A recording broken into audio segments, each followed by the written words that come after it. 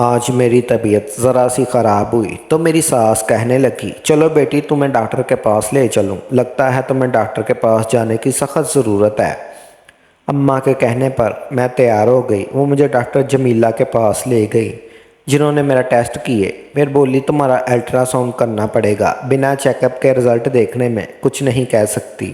تھوڑی دیر بعد ایک لڑکی آئی، اس نے مجھے لٹا کر میرا الٹرا ساؤنڈ کیا اور پھر مجھے واپس بھیج دیا۔ تب تک میری ساس ڈاکٹر جمیلہ کے پاس بیٹھی رہی۔ ڈاکٹر جمیلہ تو بہت خوش لگ رہی تھی، مگر انہوں نے مجھے باہر جانے کو کہہ دیا۔ کہنے لگی، تمہاری پرچی بنا رہی ہوں، باہر جا کر بیٹھو۔ ساس میری اندر ہی رہ گئی، شاید وہ محترم تھی اس لیے انہیں باہر نہ بھیجا۔ کافی دیر انتظار کرتی رہی، پھر ساس نے مجھے اندر بلایا۔ میں گئی تو ڈاکٹر کا چہرہ اترا ہوا تھا۔ مس ماہم، کیا بچپن میں آپ کو کوئی چوٹ وغیرہ لگی تھی؟ نہیں ڈاکٹر صاحبہ، ایسا کیوں کہہ رہی ہیں آپ؟ اس لیے کہ آپ کے لیے بری خبر ہے۔ وہ کیا؟ میں نے پوچھا۔ وہ یہ کہ آپ کبھی ماں نہیں بن سکتی، آپ بچہ پیدا کرنے کی صلاحیت نہیں ہے۔ یہ ایک پیدائشی نقص ہے جس کے بارے میں آپ کو تفصیل سے نہیں بتا سکتی۔ بس اتنا کہوں گی کہ میں بچہ پیدا کرنے کا نظام موجود نہیں ہے۔ ڈاکٹر صاحبہ کی بات سن کر میرے تو اندر کا کچھ ٹوٹ کر رہ گیا۔ میں نے سوچا ہی نہیں تھا کہ زندگی اتنی بڑی مرحومی کے لیے میرے سامنے کھڑی ہوگی۔ میں وہیں پر بیٹھ کر رونے لگی، آنکھوں سے ٹپ ٹپ بہنے لگے۔ میں نے آصف سے محبت کی شادی کی تھی، اب وہ اپنی ماں کے سنتے تھے۔ وہ کہتے کہ میری ماں جو کہے ان کی بات ٹالنا نہیں۔ اب مجھے لگ رہا تھا کہ اب اس گھر میں میری جگہ نہیں بچی۔ جب اولاد ہی پیدا نہیں کر سکتی تو پھر مجھ جیسی عورت کا آصف کی زندگی میں کیا کام؟ ان کی ماں کو تو بچوں سے محبت تھی۔ وہیں بیٹھے رونے لگی۔ دل چاہ رہا تھا کہ زمین پھٹ جائے اور میں اس میں سما جاؤں، یا آنکھ ہمیشہ کے لیے بند ہو جائے۔ رو رو کر میرا برا حال ہو گیا۔ ساس نے تسلی دی، بیٹی فکر کیوں کرتی ہو، میں تمہارے شوہر کو کچھ نہیں بتاؤں گی۔ ساس کے اس رویے پر میں حیران رہ گئی۔ ویسے تو وہ بہت کرخت عورت تھی، مگر آج ان کا یہ رویہ ہمدردانہ تھا۔ پھر کچھ وقفے کے بعد بولی، بیٹی اگر تم کہو تو میں تمہیں رشیدہ بیگم کے پاس لے جاؤں۔ جانتی ہو رشیدہ کے پاس جتنے بھی بانجھ لوگ آتے ہیں ان کے ساتھ کوئی نہ کوئی مسئلہ ہوتا ہے، بچہ پیدا نہ کر سکے یا پھر بچہ مرے ہوئے پیدا ہوں، رشیدہ کی دوائی سے سب ٹھیک ہو جاتا ہے۔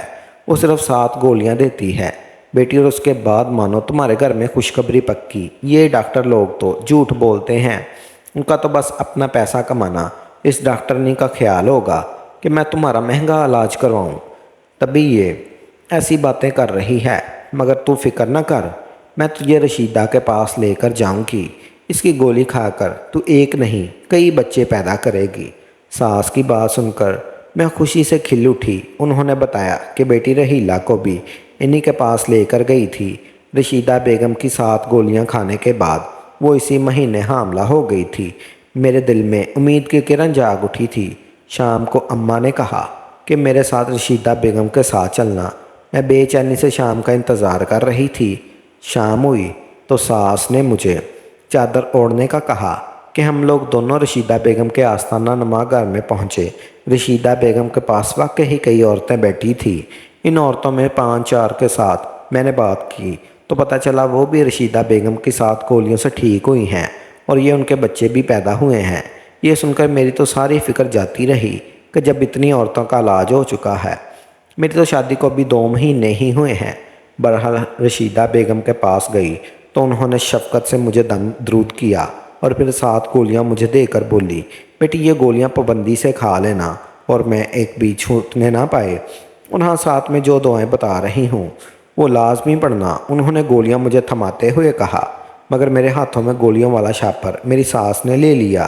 کہنے لگی، میں سنبھال کر رکھوں گی، تجھے گولیوں کا نہیں پتہ، یہ ایک حساس چیز ہے، اس کی حفاظت میں خود کروں گی۔ مجھے اپنی ساس پر اس لمحے بڑا پیار آیا کہ کس قدر خیال رکھنے والی ہے، اور وہ تو عورتیں اپنے بیٹوں کی دوسری شادی کروانے پر تولی ہوتی ہیں، کبھی کسی بہو کے کسی نقص کو برداشت نہیں کرتی۔ جبکہ میری ساس مجھے خود ڈاکٹر کے پاس لے کر گئی اور پھر گھر آ کر میری ساس نے مجھے ایک شاپر تھمایا جس میں سفید رنگ کی چھوٹی چھوٹی گولیاں تھیں اور یہ تعداد میں 7 تھی۔ کہنے لگی، میں روزانہ رات کو تمہیں دودھ لا کر دوں گی، تم دودھ کے ساتھ یہ گولیاں کھا لینا، اور خبردار اس کے بعد بستر سے مت اترنا، سیدھی سو جانا، جانتی ہو نا دعا کے اثر کے لیے سونا ضروری ہے۔ یہ سمجھ گئی میں نے سعادت مندی سے سر جھکا لیا۔ میری ساس کمرے سے چلی گئی تو میں بیٹھی سوچنے لگی، اللہ نے مجھے کس قدر مہربان عورت عطا کی ہے جو بالکل ماں جیسی ہے۔ تھوڑی دیر بعد آصف آ گئے۔ میں نے ان سے بات کا ذکر نہیں کیا، وہ بھی کچھ نہ بولے، جیسے ہی انہیں میری کسی بات سے غرض ہی نہ ہو۔ البتہ جب یہ پتہ چلا کہ میں کبھی ماں نہیں بن سکتی تو ان کے چہرے پر ناگواری کے تاثرات ضرور دیکھے تھے۔ اسی رات میں نے ایک سفید گولی منہ میں رکھ لی، مگر گولی منہ میں رکھتے ہی میری طبیعت خراب ہونے لگی۔ ایسے لگا جیسے میں نے کوئی عجیب زہریلی چیز کھا لی ہو، مگر پھر جب اپنی اولاد کے لیے مجھے اتنا تو کرنا ہی تھا۔ میں نے بڑی مشکل سے یہ گولی اپنے حلق سے اتاری، اب بس انتظار ہی کر رہی تھی کہ کب یہ مرحلہ گزرے اور کب میں اپنے شوہر کو خوشخبری سناؤں۔ یوں ہی 2-3 دن خیریت سے گزر گئے، مگر ایک رات سخت پریشان تھی۔ میں جب صبح اٹھتی میری قمیض پر کالے رنگ کے داغ لگے ہوتے۔ ان داغوں کا نشان بھی سمجھ نہ آتا کہ یہ کیسے لگا۔ اس کے علاوہ میرا سر بھی بھاری ہوتا اور پورے جسم میں درد ہوتا۔ اس چیز نے مجھے پریشان کر رکھا تھا، مگر میں اپنی ساس سے کچھ نہ کہتی اور کہیں وہ دوبارہ مجھے کسی ڈاکٹر کے پاس نہ لے جائیں۔ ویسے بھی وہ میرا بہت خیال رکھتی تھی۔ آج میں بہت خوش تھی کیونکہ میرا کورس مکمل ہونے والا تھا۔ میرے پاس اب صرف آخری گولی رہ گئی تھی۔ رات ہوئی تو سوچنے لگی کہ آخری گولی کھا کر سو جاؤں گی، اس کے بعد شاید جلد ہی مجھے خوشخبری سننے کو ملے گی۔ اسی خوشی میں گولی میرے ہاتھ سے گر گئی۔ رات کا وقت تھا، کمرے میں ہلکا ہلکا اندھیرا تھا۔ میں نے گولی ڈھونڈنے کی بہت کوشش کی، مگر وہ مجھے کہیں نہ ملی۔ پھر جا کر ٹارچ لے آئی، بیڈ کے نیچے ہر جگہ گھوم پھر کر دیکھا، مگر میری گولی گم ہو گئی تھی۔ مجھے بڑا افسوس ہوا اور خود کو کوسنے لگی کہ آج تو آخری دن تھا، سارا عمل ضائع ہو گیا۔ کاش میں گولی کھا لیتی تو میرا ساتھ یہ مسئلہ نہ ہوتا۔ اب نہ جانے باقی 6 گولیوں کا اثر بھی مجھ پر ہوگا یا نہیں۔ پھر سوچنے لگی رشیدہ بیگم کون سا دور ہے، ابھی وقت زیادہ نہیں گزرا، فجر کے وقت منہ اندھیرے ہی ان کے پاس چلی جاؤں گی۔ گاؤں کے لوگ تو صبح سویرے اٹھ جاتے ہیں، صبح سویرے ہی ان سے گولی لے لوں گی تو باقیوں کا اثر ضائع نہیں جائے گا۔ یہی سوچ کر میں سونے کی کوشش کرنے لگی کہ صبح جلدی اٹھوں گی تو علل صبح میں رشیدہ بیگم کے پاس پہنچ جاؤں گی، مگر اس کی نوبت نہیں آئی۔ ابھی مجھے لیٹے ہوئے 10 منٹ ہی گزرے تھے کہ میری ساس کمرے میں داخل ہوئی۔ میں بھی سوتی بن گئی کہ کہیں یہ نہ سمجھیں کہ میں نے گولی نہیں کھائی، کیونکہ گولیوں کا اثر مجھ پر نیند آ جاتی تھی۔ میں سوچ ہی رہی تھی کہ 1-2 بار مجھے دیکھنے کے بعد ساس کمرے سے چلی جائے گی، مگر ایسا نہیں ہوا۔ وہ میرے کمرے میں رکی رہی۔ میں آنکھیں کھول کر دیکھ بھی نہیں سکتی تھی کہ وہ کیوں رکی ہیں۔ تھوڑی دیر گزری تھی کہ ایک جانی پہچانی سی خوشبو میرے ناک کے نتنوں سے ٹکرائی۔ یہ خوشبو اگربتیوں کی تھی جو شاید میری ساس نے اپنے ہاتھ میں لے رکھی تھی۔ میں اب بھی سوتی بنی رہی کہ کہیں انہیں شک نہ ہو جائے کہ میں نے گولی نہیں کھائی، لیکن جب انہوں نے ان اگربتیوں کی راکھ میرے سر پر اور میرے پیٹ پر گرائی تو مجھ سے رہا نہ گیا۔ گرم گرم راکھ جب میرے کپڑوں پر پڑی تو مجھے خوف سا محسوس ہوا۔ میں ایک زوردار چیخ مار کر اٹھ بیٹھی۔ مجھے لگ رہا تھا جیسے میں کوئی ڈراؤنا خواب دیکھ رہی ہوں۔ اپنے سامنے اپنی ساس کو دیکھ کر میرا تو جیسے دل ہی اچھل کر حلق میں آ گیا تھا۔ انہوں نے کالے رنگ کا لباس پہن رکھا تھا اور ماتھے پر لال رنگ کا ٹیکا تھا، جسے دیکھتے ہی میری روح فنا ہو گئی۔ لگتا تھا کہ وہ کوئی ہندو جادوگرنی ہے جو اپنے عمل میں مصروف ہیں۔ مجھے اٹھتے چیخ کر دیکھتا گھبرا گئیں۔ بولی خاموش ہو کر لیٹ جاؤ، ابھی مجھ سے سوال جواب مت کرو۔ انہوں نے مجھے سختی سے حکم دیا کہ میں لیٹ جاؤں، مگر میں یوں ہی کیسے لیٹ جاتی؟ مجھے عجیب سا محسوس ہو رہا تھا۔ ان کے اس عمل سے مجھے الجھن ہو رہی تھی۔ کمرے میں پھیلی بدبو سے میرا دم گھٹ رہا تھا۔ اس سے پہلے کہ میں مزید چیختی چلاتی، میری ساس نے میرے منہ پر ہاتھ رکھا اور مجھے گھسیٹتے ہوئے پیچھے والے کمرے میں لے گئی۔ یہ کمرہ گھر کے عقبی طرف بنا ہوا تھا۔ اس میں کوئی آتا جاتا نہیں تھا۔ ایک انتہائی اندھیرا سا کمرہ تھا جسے دیکھ کر میں ویسے بھی ڈر جاتی تھی۔ انہوں نے مجھے یہاں بند کر دیا، میرے منہ میں کپڑا ٹھونس کر باہر سے تالا لگا کر چلی گئی۔ یہ دیکھ کر میرا حال برا ہو گیا، میری آنکھوں سے آنسو بہنے لگے۔ سوچنے لگی کہ یہاں کیوں بند کر دیتی۔ چیختی چلاتی رہی، مگر کسی نے میری آواز نہ سنی۔ میں تو جانتی تھی یہاں میری آواز سننے والا کوئی نہیں، کیونکہ یہ کمرہ گھر کی پچھلی جانب واقع تھا۔ میں اپنے شوہر آصف کو کوسنے لگی، جس نے میرا خیال نہیں کیا، مجھے پوچھنے تک نہیں آیا۔ میں اس کا انتظار دن بھر کرتی رہی، مگر اس نے مجھے پلٹ کر بھی نہیں دیکھا۔ لگ رہا تھا جیسے اس عمل میں وہ بھی اپنی ماں کے ساتھ شامل ہے، اور یہ کہ اسے میری کوئی پرواہ نہیں۔ اسی انتظار میں تھی کہ تقریباً 4 کے چام بج گئے۔ آصف نے اپنی شکل دکھائی، کہنے لگا تم یہاں پر ہو؟ میں جانتا ہوں، مگر تمہیں صبر سے کام لینا ہوگا۔ اس کے پیچھے چھپی حکمت کو تم نہیں سمجھ سکتی۔ میں اسے دیکھتے ہی پھٹ پڑی۔ یہ کون سی حکمت ہے؟ تم پاگل تو نہیں ہو گئے؟ تمہاری ماں نے عجیب و غریب عمل کرنے کے بعد مجھے یہاں بند کر دیا۔ اب کہ تم جانتے ہو میں تمہارے بچے کی ماں بننے والی تھی۔ میں جانتا ہوں، تمہاری ڈاکٹر رپورٹ دیکھ چکا ہوں۔ تمہاری ماں بننے کا اس دن پتہ چل گیا تھا جب تم ڈاکٹر جمیلہ کے پاس گئی تھی۔ اچھا، واقعی پھر تم نے مجھے بتایا کیوں نہیں؟ تمہاری ماں نے مجھ سے یہ بات کیوں چھپائی اور مجھے بانجھ پن کی گولیاں کیوں دی؟ بتاتا ہوں، سب بتاتا ہوں۔ آصف نے ہاتھ کے اشارے سے مجھے بیٹھنے کا کہا۔ مجبوراً میں بیٹھ گئی۔ اس کے سوا اور کوئی چارہ نہیں تھا۔ میں ان کی بات سن لوں، مگر میرے دل پر خوف سوار تھا۔ میں ان کے پاؤں پڑ گئی۔ خدا کے لیے آصف، مجھے یہاں سے نکالو۔ اس کے بعد جو تم مرضی کر لینا۔ یہاں میرا دم گھٹ رہا ہے۔ گھبراؤ نہیں، میں تمہارے ساتھ ہوں۔ آصف نے مجھے تسلی دی۔ اچھا سنو، آصف نے مجھے راز دارانہ انداز میں کہا، میری اماں کو تم جانتی ہو؟ وہ کتنی مذہبی خاتون ہیں۔ عورتیں ان سے دم کروانے آتی ہیں اور وہ سبھی کا مفت علاج کرتی ہیں۔ شاید تم اس بات کو نہیں جانتی، کیونکہ اماں نے آج کل یہ سرگرمیاں ذرا کم کی ہوئی ہیں، مگر میں اماں کو اچھی طرح جانتا ہوں۔ وہ لوگوں کی مدد کرتی ہیں، خاص کر بانجھ عورتوں کی۔ وہ چاہتی ہیں کہ کوئی عورت ان کے در سے خالی نہ جائے۔ جیسے رشیدہ بیگم ہے نا، ویسے ہی بننا چاہتی ہیں، اور اس لیے ان کو ایک عمل کرنے کی ضرورت ہے۔ انہوں نے جب میری شادی تم سے کروائی تو مجھ سے وعدہ لیا تھا کہ میں اپنی مرضی سے شادی تو کر رہا ہوں، مگر شادی کے بعد انہیں تم پر اس عمل کی اجازت دوں۔ بس اسی وجہ سے میں ان سے بات نہیں کر سکتا، کیونکہ انہوں نے میری بات مانی نہیں۔ تم نے مجھ سے بیاہ کر میری دلی آرزو پوری کی، مگر اب مجھے بھی تو ان کی ماننا ہے نا۔ وہ اگر عمل کر رہی ہیں تو انہیں کرنے دو۔ اس سے شاید تمہارے بچے کو بھی کوئی نقصان نہیں پہنچے گا۔ میں جانتا ہوں کہ اماں کی نیت بری نہیں، وہ باقی عورتوں کی مدد کرنا چاہتی ہے۔ اپنے شوہر کی یہ ڈرام کہانی سن کر میں چلا اٹھی۔ تم پاگل تو نہیں ہو گیا آصف؟ مرد بنو، تمہاری عقل کہاں گئی؟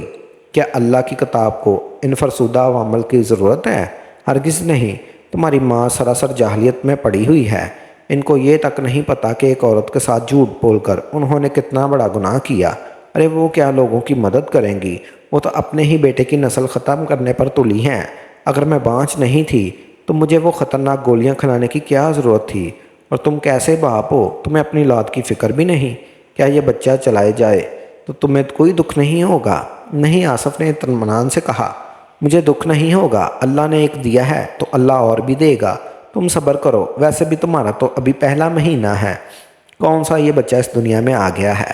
آصف، میں کوئی بات نہیں جانتی۔ بچہ دنیا میں آیا تو اس کا مطلب نہیں کہ تم اسے اپنے ہاتھوں سے قتل کر دو۔ کم از کم تمہیں یہ بات سمجھنی چاہیے کہ تمہاری ماں جو کر رہی ہے وہ سراسر غلط ہے۔ میں اپنے بچے کو کسی کے ہاتھوں میں نہیں لگانے دوں گی۔ تم نے جو کرنا ہے کر لو۔ تمہاری ماں کے ہاتھوں قربانی کا بکرا نہیں بنوں گی، میں نے غصے سے کہا۔ آصف نے مجھے وہیں بند کیا اور چلا گیا۔ بے وفا کی اس حرکت پر میں تو حیران رہ گئی۔ سوچا نہیں تھا وہ اس قدر سنگ دل ہوگا۔ 2-3 گھنٹوں بعد دوبارہ آیا، پھر مجھے وہی بات سمجھانے لگا۔ بولا، اماں کو عمل کرنے دو، سب لوگوں کی بھلائی کے لیے کر رہی ہیں۔ اس کے بعد تم جو چاہو کرو، میں تمہاری ہر بات مانوں گا، لیکن خدا کے لیے مجھے اماں کے سامنے شرمندہ مت کرو۔ آصف نے میرے آگے ہاتھ جوڑ دیے، مگر اولاد کی محبت عورت کے لیے سب سے بڑھ کر ہوتی ہے۔ نہیں آصف، تم جو مرضی کہو، میں اولاد کا گلا گھونٹ نہیں سکتی۔ اپنی ماں سے کہہ دو جب تک میں زندہ ہوں اسے یہ عمل نہیں کرنے دوں گی۔ میں غصے میں داڑھی۔ آصف پتھر بنا مجھے دیکھنے لگا، جیسے اسے یقین نہ آ رہا ہو میں اپنی اولاد سے کتنی محبت کرتی ہوں۔ اس کے چہرے پر ندامت نظر آ رہی تھی، جس سے صاف ظاہر ہوتا تھا کہ وہ شرمندہ ہے، مگر اپنی ماں سے مجبور بھی۔ وہ اسی وقت اپنے کمرے سے اٹھا اور باہر چلا گیا۔ مجھے ساکھ سے چیخنے کی آواز آئی، پھر وہ بھاگا ہوا آیا، میرے کمرے کی طرف آیا۔ جاؤ، نکل جاؤ یہاں سے، اس گھر سے جتنی دور جا سکتی ہو چلی جاؤ، ورنہ اماں تمہاری جان لیں گی۔ پھر آصف نے مجھے اپنی ایک دوست کے گھر کا پتہ دیا اور مجھے روڈ تک چھوڑنے بھی آیا۔ بولا، کچھ دن یہاں رہو، میں خود تمہیں یہاں سے لینے آؤں گا۔ اماں پر جنون طاری ہو چکا ہے، وہ تمہیں نہیں بخشیں گی۔ آصف کی بات درست تھی۔ فجر کے وقت میں اپنا مختصر سامان لے کر اپنی ساس کے گھر سے چلی گئی۔ میں دل ہی دل میں دعائیں کر رہی تھی کہ جہاں جا رہی ہوں ان لوگوں کا رویہ میرے ساتھ اچھا ہو۔ وہاں پہنچی تو اصغر اور اس کی بیوی نے میرا پرتپاک استقبال کیا۔ شاید میرے شوہر نے انہیں پہلے سے بتا دیا تھا کہ میں آ رہی ہوں۔ ان لوگوں کے گھر مجھے کسی قسم کی کوئی تکلیف نہیں ہوئی۔ میں آرام سے 6 مہینے وہی رہی۔ اسی دوران آصف نے میری خبر نہ لی۔ میری امید ٹوٹنے لگی تھی۔ لگتا تھا جیسے وہ کبھی پلٹ کر نہیں آئے گا۔ مگر ایک دن آسیہ باجی نے مجھے اطلاع دی کہ میرا شوہر مجھے لینے آ رہا ہے۔ خوشی سے میں پھولے نہ سما رہی تھی۔ میرا آخری مہینہ چل رہا تھا۔ ان دنوں عورت کو شوہر کی ضرورت ہوتی ہے اور وہ اپنے دکھ سکھ کہتی ہے، اپنی تکلیف کا ساتھی بناتی ہے۔ آصف آئے تو ان کے چہرے پر پریشانی تھی۔ برسوں کے بیمار اور لاغر لگ رہے تھے۔ آتے ہی میرے آگے ہاتھ جوڑ دیے۔ مجھے معاف کر دو، خدا کے لیے میری ماں کو بھی معاف کر دو۔ آصف تقریباً رونے ہی والے تھے۔ آصف کیا ہوا؟ آپ یوں کیوں رو رہے ہیں؟ تب آصف نے مجھے بتایا کہ اماں کو ان کے کیے کی سزا مل گئی ہے۔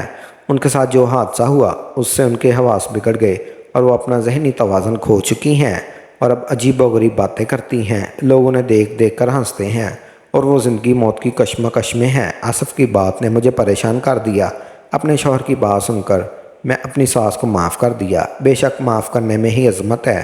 زندگی کے آخری دنوں میں نے ان کی بھرپور خدمت کی۔ وہ مجھ سے بار بار معافی مانگتی مگر انہوں نے نہ جانے کس کا دل دکھایا تھا کہ ان کی موت انتہائی تکلیف دہ ہوئی۔ علم نظام میں ان کی جان جیسے کسی کانٹے میں اٹکی ہوئی تھی۔